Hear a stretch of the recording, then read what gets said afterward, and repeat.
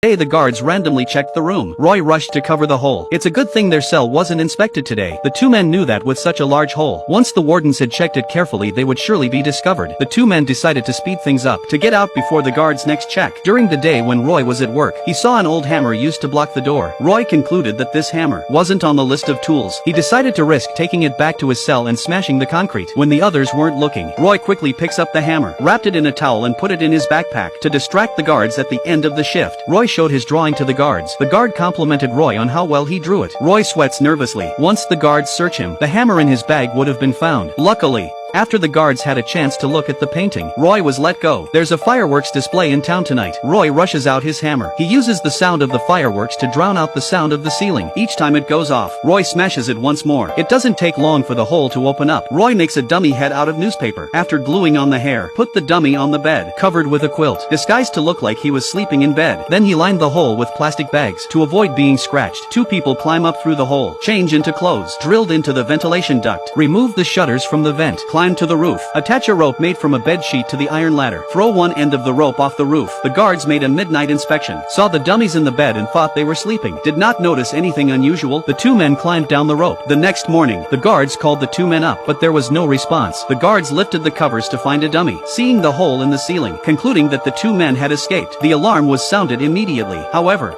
the two men had already escaped from prison.